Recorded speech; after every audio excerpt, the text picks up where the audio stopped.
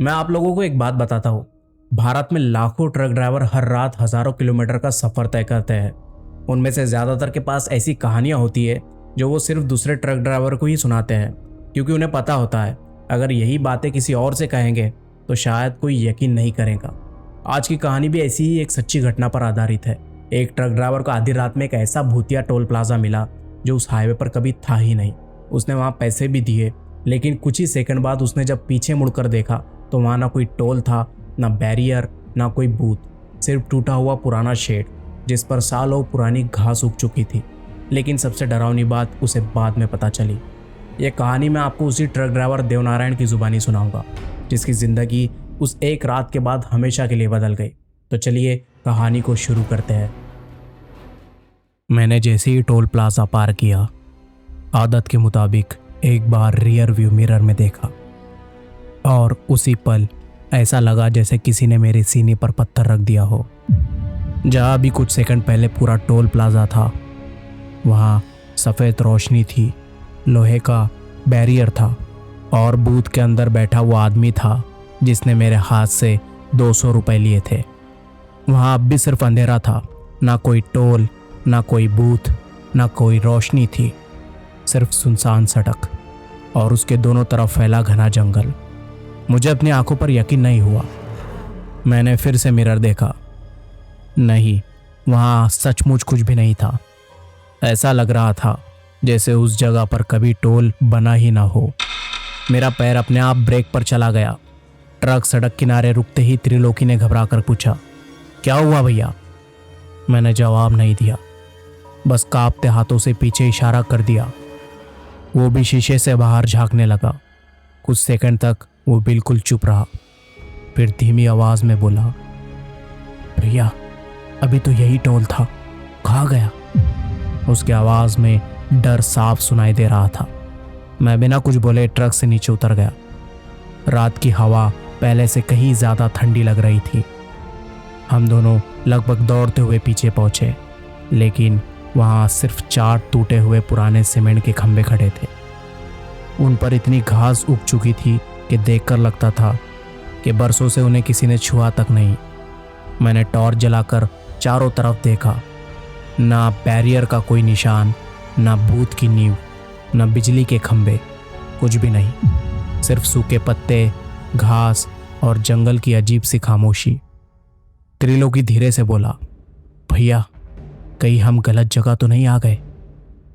मैंने उसकी बात का जवाब नहीं दिया, क्योंकि उसी वक्त मेरे दिमाग में एक और बात चल रही थी। मैंने तुरंत अपनी शर्ट की जेब टटोली। वो 200 रुपए जो मैंने अभी कुछ मिनट पहले टोल पर दिए थे, वो सचमुच गायब थे।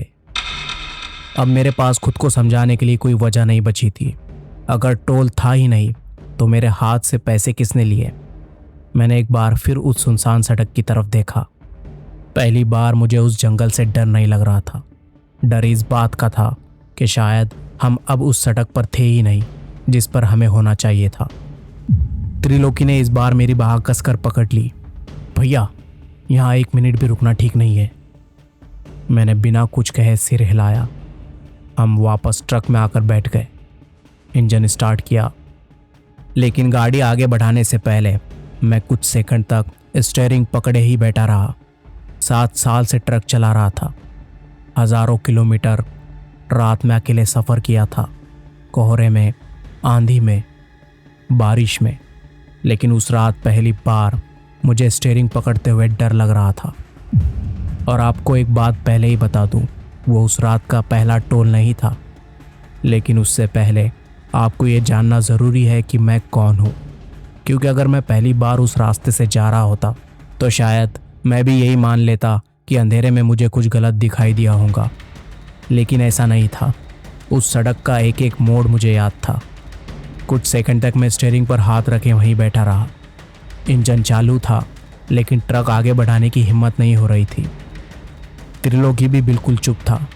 जो लड़का 5 मिनट भी बिना बोले नहीं रह सकता था, वो अब सामने विंडशील्ड के बाहर बस अंधेरे को देखा जा रहा था। मैंने एक लंबी सांस ली, गियर डाला और ट्रक धीरे धीरे फिर सड़क पर दौड़ाने लगा। लेकिन सच कहूँ, उस समय तक मुझे खुद समझ नहीं आ रहा था कि जो हमने अभी देखा वो सच था या डर की वजह से हमारी आंखों का धोखा था। यही वजह है कि आपको पहले ये जानना ज़रूरी है कि मैं कौन हूँ। मेरा नाम देवनारायण है। उस वक्त मेरी उम्र 32 साल थी और करीब 7 साल से मैं ट्रक चला रहा था। हाईवे मेरे लिए कोई नई जगह नहीं थी। मेरी आधी ज़िंदगी इन्हीं सड़कों पर गुजरी थी। ये काम मुझे विरासत में मिला था। मेरे पिताजी भी ट्रक ड्राइवर थे। बचपन में जब वो लंबा ट्रिप करके घर लौटते थे तो मैं सबसे पहले ट्रक की कैबिन में चढ़ जाता था। डीजल की वो गंध, डैशबोर्ड पर रखी भगवान की छोटी सी तस्वीर, छत से लटकती मालाएं और रात भर चलने वाले सफ़र की उनकी बातें, शायद वहीं से मुझे भी इस काम में लगाव हो गया था। समय बीता, मैंने भी स्टीयरिंग संभाल ली। उस समय मैं दिल्ली की एक ट्रांसपोर्ट कंपनी में काम करता था। हमारा ज़्यादातर काम शादी ब्याह और बड़े फंक्शनों का सामान एक शहर से दूसरे शहर पहुंचाना होता था। कभी टेंट, कभी स्टेज, कभी साउंड सिस्टम, तो कभी फूलों की सजावट।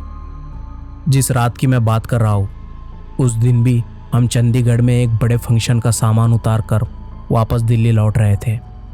ट्रक पूरी तरह खाली था और खाली ट्रक का अपना अलग ही स्वभाव होता है। हल्का सा गड्ढा भी पूरी बॉडी में गूंज जाता है। पीछे बंधी लोहे की चैन हर झटके पर खनखनाने लगती है। अगर सड़क बिल्कुल सुनसान हो तो सिर्फ इंजन और उन्हीं आवाज़ों का साथ होता है। मेरे साथ मेरा क्लीनर त्रिलोकी भी था। उम्र कोई 22 साल होगी। काम सीखने में तेज़, लेकिन ज़ुबान में उससे भी तेज़। पूरे रास्ते कुछ ना कुछ बोलते रहना उसकी आदत थी। कभी मोबाइल पर पुराने गाने चला देता, कभी सामने निकलते ट्रकों के नंबर पढ़ने लगता, तो कभी किसी ढाबे की चाय की तारीफ करने लगता। मैं अक्सर हंसते हुए कहता, अरे भाई 5 मिनट चुप भी बैठ लिया कर। वो मुस्कुराकर जवाब देता, भैया इतनी लंबी सड़क पर चुप बैठूंगा तो नींद आ जाएगी। उसकी यही बातें रात का सफ़र आसान बना देती थी। लेकिन उस रात सफ़र शुरू होने के लगभग आधे घंटे बाद पहली बार उसने खुद अपने कानों से ईयरफोन निकाले। उसने गाना बंद किया और बिना मेरी तरफ देखे धीरे से पूछा, भैया आपको कुछ अजीब नहीं लग रहा? मैंने सड़क से नज़र हटाए बिना पूछा, क्या? उसने विंडशील्ड के बाहर देखते हुए कहा, इतनी देर से एक भी गाड़ी नहीं मिली। मैंने उस समय उसकी बात हंसकर टाल दी। मैंने कहा, रात है, कभी कभी ऐसा हो जाता है। लेकिन अगले ही पल मैंने भी सड़क पर नज़र दौड़ाई और तभी पहली बार मुझे एहसास हुआ कि पिछले 20-25 मिनट से सचमुच हमने ना कोई ट्रक ओवरटेक किया था, ना सामने से कोई बस आई थी और ना ही पीछे कहीं किसी गाड़ी की हेडलाइट दिखाई दे रही थी। सिर्फ हमारा ट्रक था और उसके चारों तरफ फैला हुआ अजीब सा सन्नाटा था। मैंने उस वक्त भी खुद को यही समझाया कि शायद रात ज़्यादा हो चुकी है, लेकिन दिल मानने को तैयार नहीं था। 7 साल से मैं इसी तरह रातों को ट्रक चला रहा था। पंजाब, हरियाणा, राजस्थान, उत्तर प्रदेश, न जाने कितनी सड़कों पर गया था। हर हाईवे का अपना अलग मिजाज होता है। कई रात में भी ट्रकों की लाइन लगी रहती है, तो कई किलोमीटर तक कोई गाड़ी नहीं दिखाई देती। लेकिन NH-44 ऐसा हाईवे नहीं था। ये देश के सबसे व्यस्त रास्तों में से एक था। आधी रात के बाद भी कहीं ना कहीं कोई ट्रक, कोई कंटेनर या कोई बस ज़रूर मिल जाती थी। लेकिन उस रात जैसे सड़क पर सिर्फ हम ही बचे थे।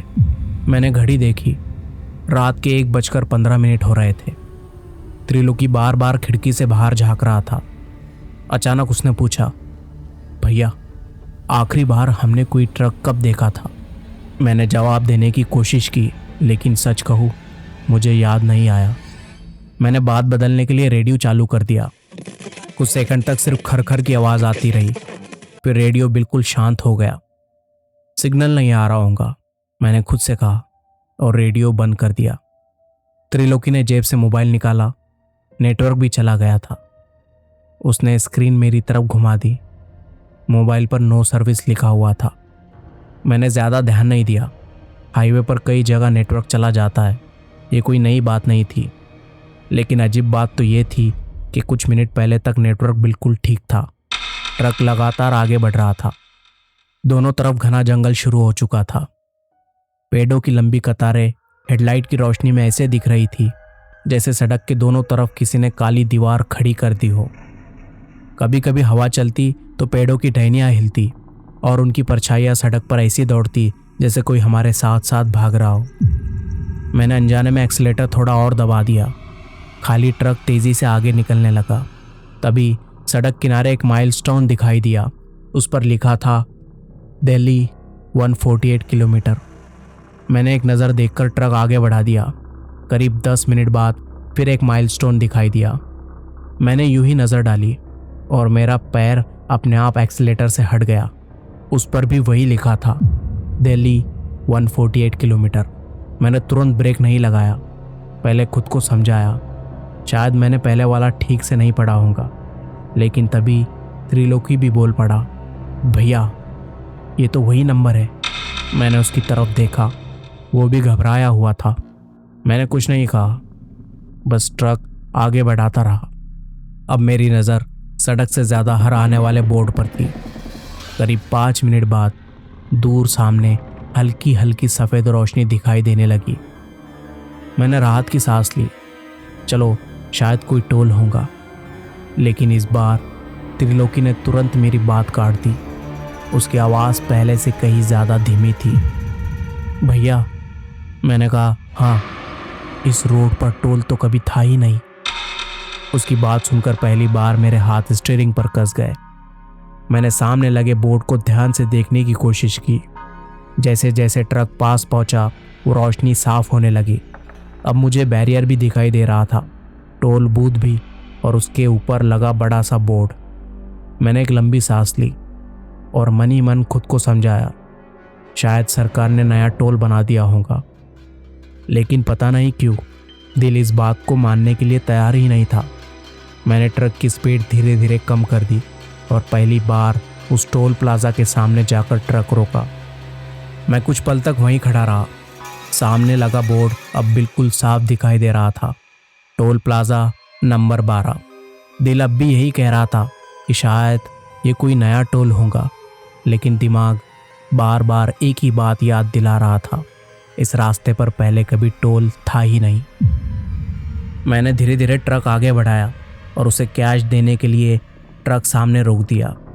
इंजन की आवाज़ पूरे टोल प्लाजा में गूंज रही थी। उसके अलावा वहाँ बिल्कुल सन्नाटा था। इतना बड़ा टोल, लेकिन एक भी गाड़ी नहीं, ना कोई ट्रक, ना कोई बस, ना कोई कार। यहाँ तक कि दूसरी लेनों में भी कोई नहीं था। ऐसा लग रहा था जैसे पूरी जगह सिर्फ हमारे आने का इंतज़ार कर रही हो। त्रिलोकी बेचैनी से सीट पर करवट बदलते हुए बोला, भैया जल्दी निकलते हैं यहाँ से।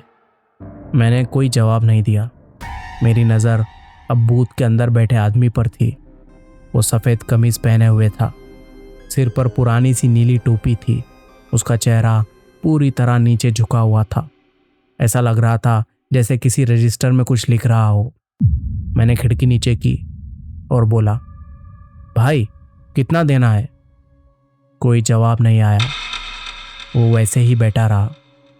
मैंने दोबारा थोड़ी ऊंची आवाज़ में कहा, भाई साहब टोल कितना है, कितना देना होगा?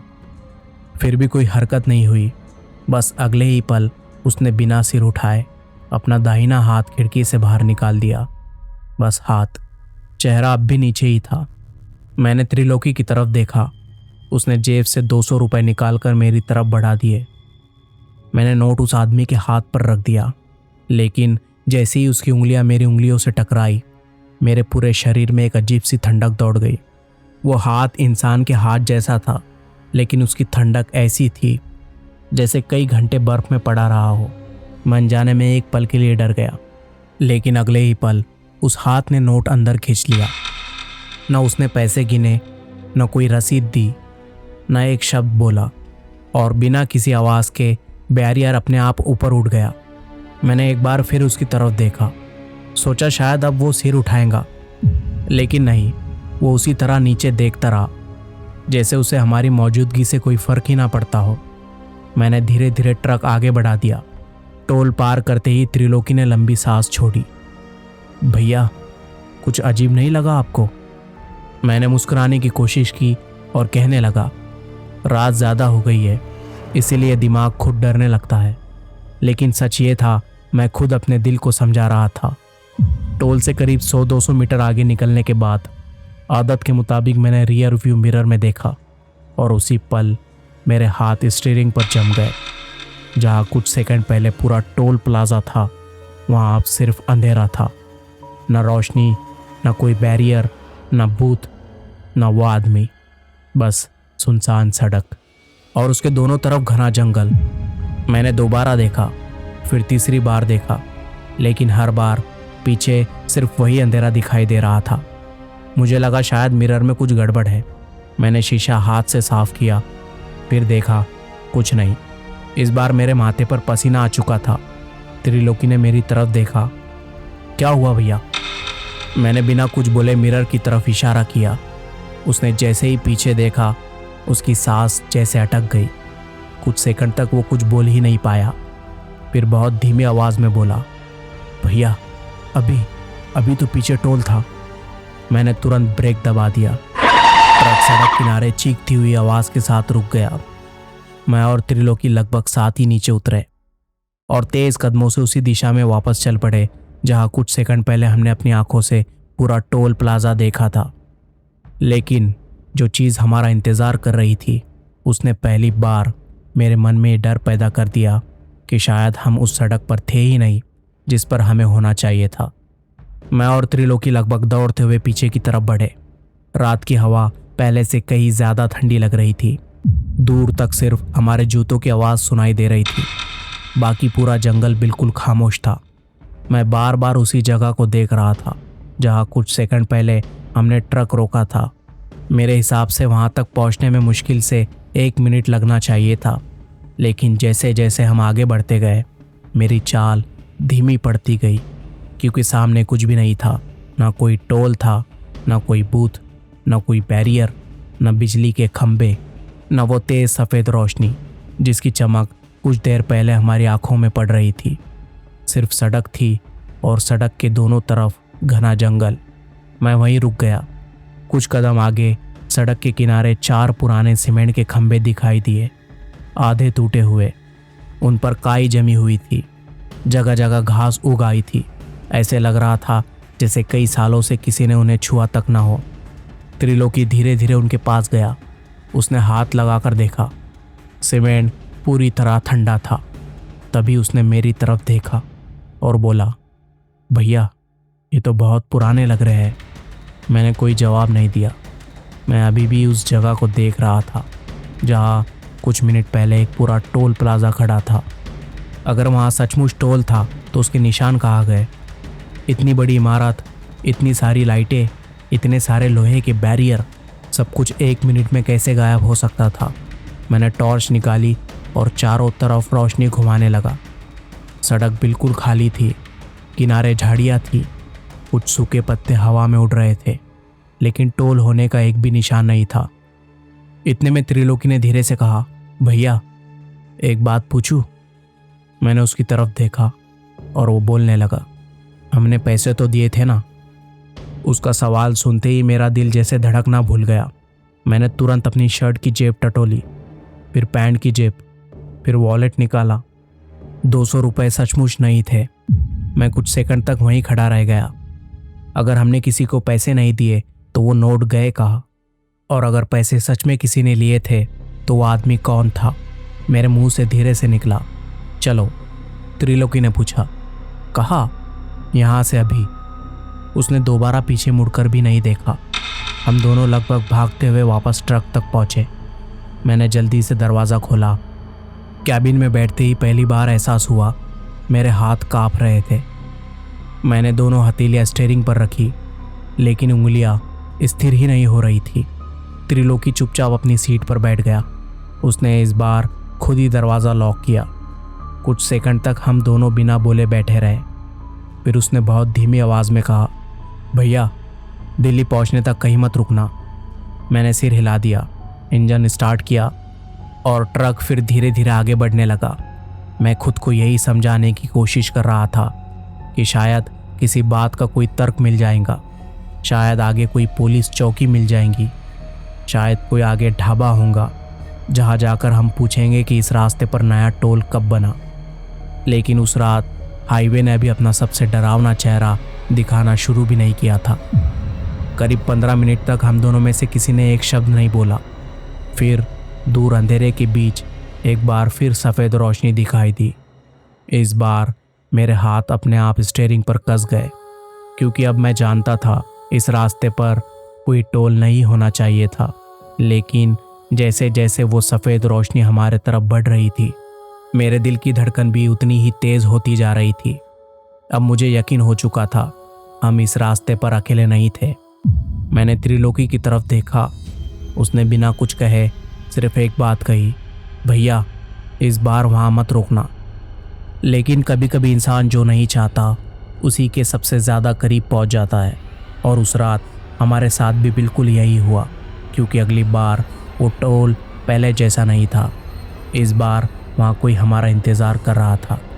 उस रात उस टोल पर आखिर क्या हुआ, देवनारायण की जेब में अचानक क्या मिला, और वो जला हुआ टोल आज भी कुछ ट्रक ड्राइवरों को क्यों दिखाई देता है, इन तीनों सवालों का जवाब मैं आपको पार्ट 2 में दूंगा। अगर आपको कहानी यहाँ तक पसंद आई है तो वीडियो को लाइक ज़रूर कीजिए और कमेंट में सिर्फ एक शब्द लिखिए, पार्ट 2। क्योंकि यकीन मानिए अभी तक आपने सिर्फ कहानी की शुरुआत सुनी है, असल खौफ अभी बाकी है।